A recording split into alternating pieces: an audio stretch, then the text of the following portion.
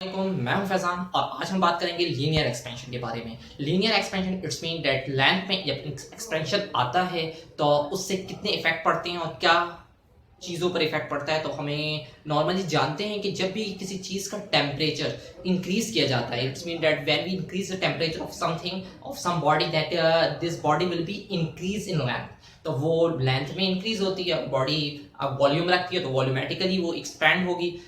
इसी एक्सपेंशन में हम लीनियर एक्सपेंशन या लंबाई में फैलाव की बात करेंगे। और हम यहाँ पर देखते हैं सबसे पहले कि टेम्परेचर इंक्रीज करने की वजह से चीज़ इंक्रीज होती है और डिक्रीज करने की वजह से उसमें कंप्रेशन आता है, सुखड़ाव आता है। सो फॉर एग्जांपल हमारे पास अगर एक रॉड है और उसकी लेंथ L1 है, अगर हम टेम्परेचर थोड़ा सा उसका राइज कर रहे हैं तो उसमें थोड़ी सी एक्सपेंशन आएगा।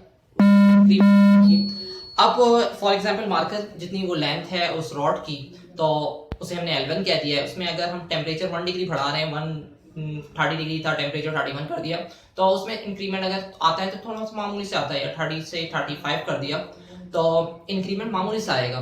लेकिन अगर वो रॉड लेंथ में बहुत बड़ी है और फिर भी हम टेम्परेचर 30 से 35 तक इंक्रीज कर रहे हैं तो वो मामूली सा नहीं आएगा एक्सपेंशन, उससे कुछ ज्यादा आएगा। अब एक्सपेंशन जैसे ही ज्यादा आएगा तो हमने क्या देखा कि हमने पहले भी 5 डिग्री का डिफरेंस लाए थे टेम्परेचर में, इट्स मीन 30 से 35 करा था और अब बाद में भी 30 से 35 करा। बस फर्क ये है कि पहले लेंथ छोटी थी ओरिजिनल ऑब्जेक्ट की, अब सेकंड केस में जो लेंथ है वो थोड़ी ज्यादा है। जब लेंथ ज्यादा होगी तो एक्सपेंशन ज्यादा, लेंथ कम होगी तो एक्सपेंशन कम। इसी को हम मैथमेटिकली इस तरीके से लिख देंगे कि delta N, it's mean that expansion का ताल्लुक ओरिजिनल लेंथ से है। अगर ओरिजिनल लेंथ छोटी चीज की तो एक्सपेंशन छोटा सा, और अगर ओरिजिनल लेंथ ज्यादा होगी तो एक्सपेंशन ज्यादा आएगा। इसी तरीके से हमारे पास L1 से L2 में चेंज हुआ है तो delta L is directly proportional to L1, it's mean that when we increase हमारे पास डेल्टा एल यानी डेल्टा एल जो चेंज है, इंक्रीमेंट है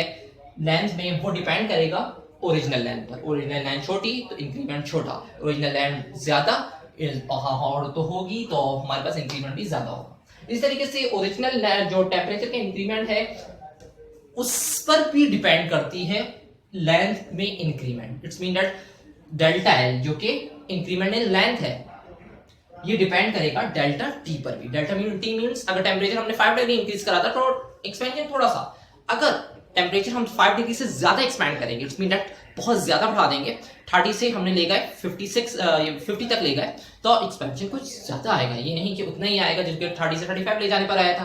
बिल्कुल इसी तरीके से हमने लिख दिया है कि delta L is directly proportional to delta T, it's mean that temperature के इंक्रीमेंट पर डायरेक्टली डिपेंड करेगा ये कि फैलाव ज्यादा जब टेम्परेचर का इंक्रीमेंट ज्यादा होगा, फैलाव कम होगा जब इंक्रीमेंट कम होगा। सो दो चीजें आई हैं, दो बातें हमारे पास आ गई हैं। फर्स्ट को equation 1 and second one is our equation 2।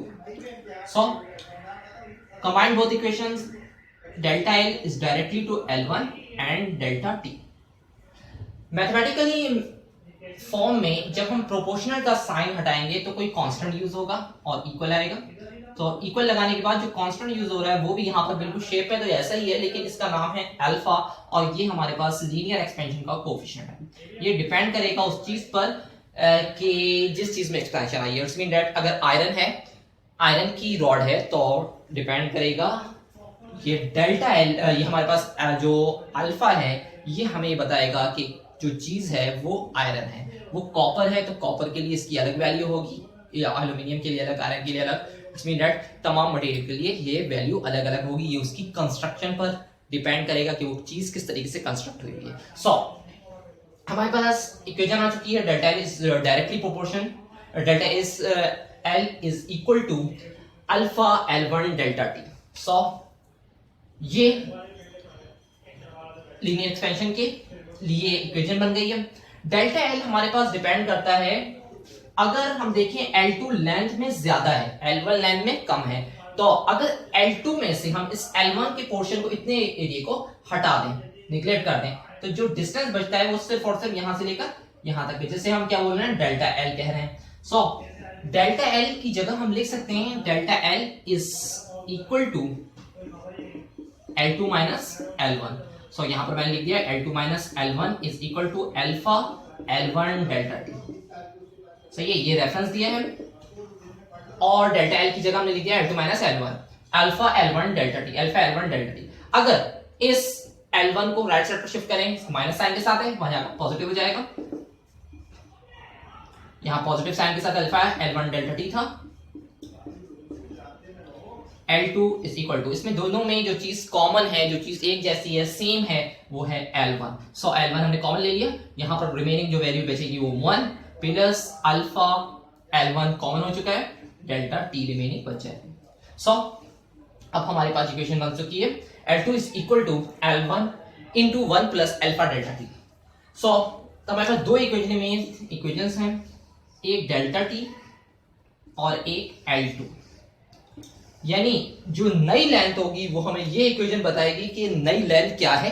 अगर हमारे पास ओरिजिनल लेंथ, हमें पता है कि ओरिजिनल लेंथ 5 मीटर की रॉड थी, टेम्परेचर 2 डिग्री बढ़ाया है, 5 मीटर की रॉड थी, टेम्परेचर जो इंक्रीज करा है 2 डिग्री करा है, 30 से 32 करा है या 50 से 52 करा है, 60 से 62 करा है, कितना भी करा है वो डेल्टा टी की वैल्यू है।